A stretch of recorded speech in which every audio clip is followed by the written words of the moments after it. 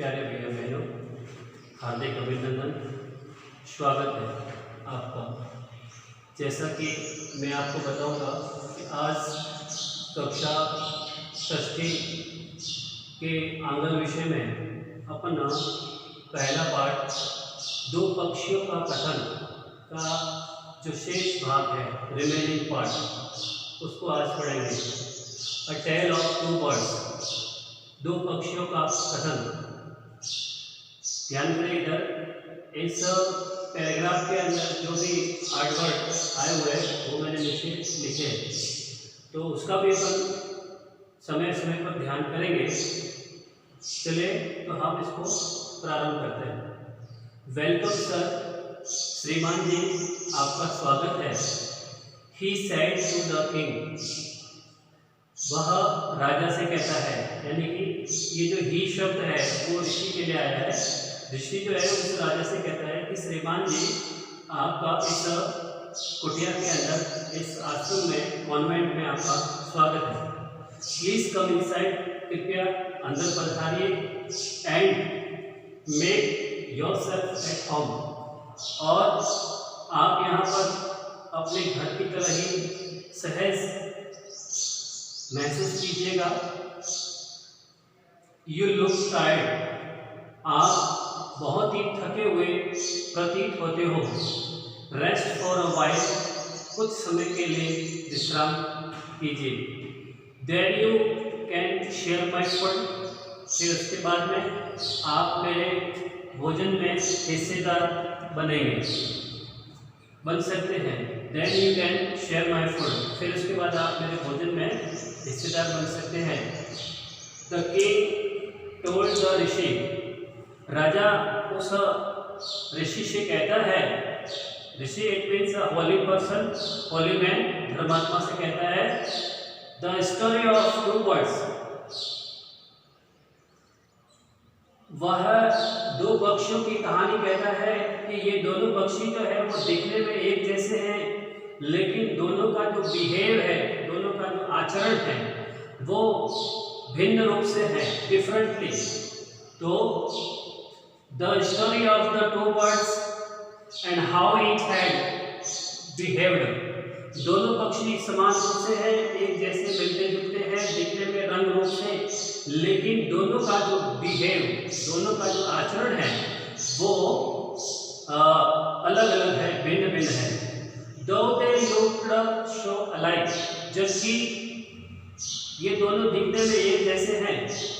The forest is full of surprise, फिर वो कहता है राजा कि ये जो जंगल है वह पूरी तरह से आश्चर्य से भरा हुआ है।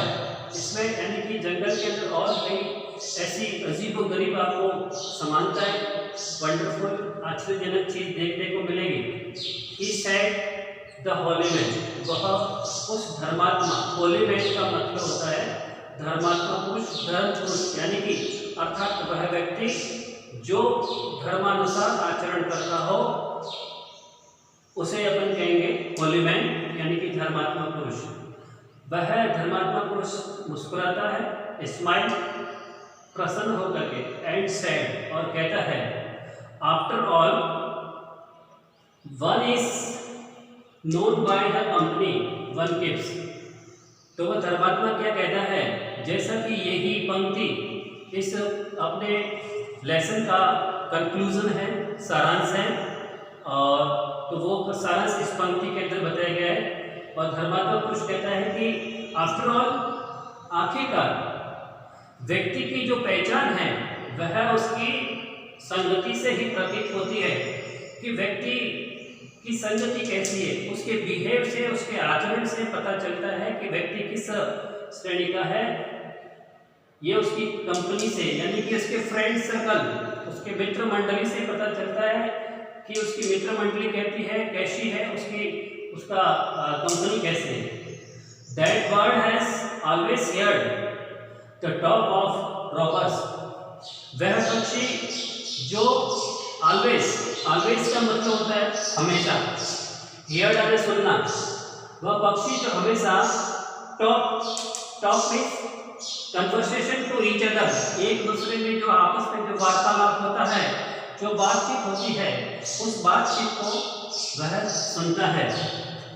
अमंग द रॉबर्स, जो डाकुओं के बीच में, अब आपको ये सीधी सी स्पष्ट बात है कि डाकुओं के बीच में किस प्रकार की बातचीत होती होगी।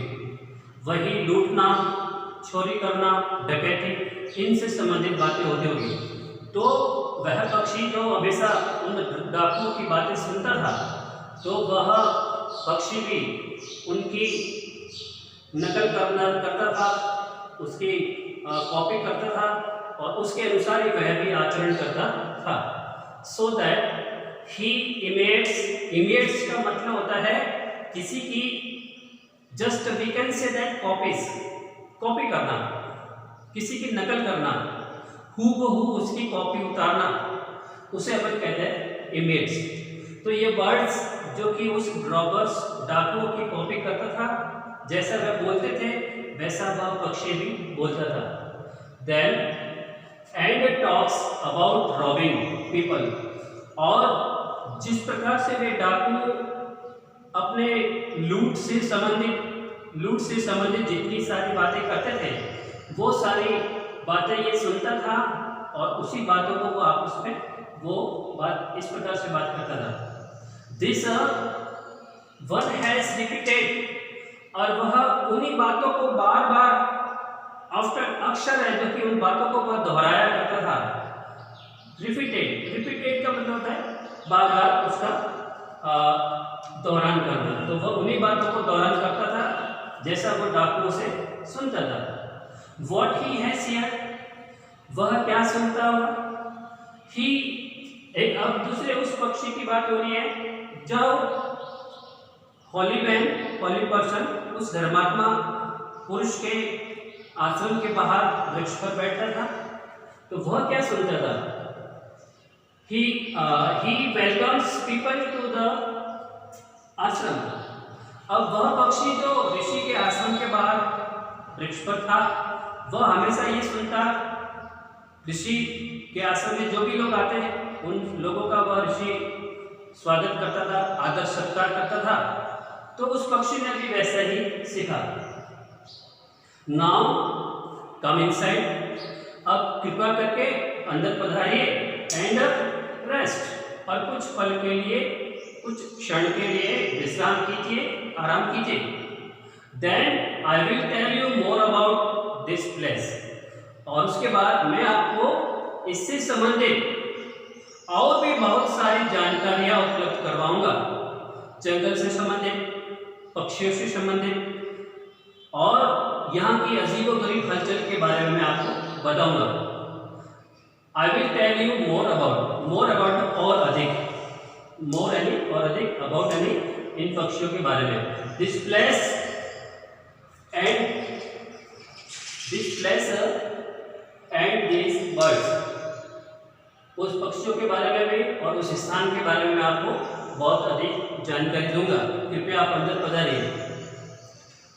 Then our lesson is over, and I will again remember to you कि हमको अपने होमवर्क के अंदर इस पाठ से संबंधित जितने भी ग्लोसरी वर्ड्स, ग्लोसरी तो दे रखी है इसमें, यानी कि हार्ड वर्ड जो है, उन कठिन शब्दों को होमवर्क में 5-10 बार लिखना है और इन स्पेलिंग को याद करना है। जैसा कि यहाँ पे वर्ड आया हुआ है बिहेव्ड।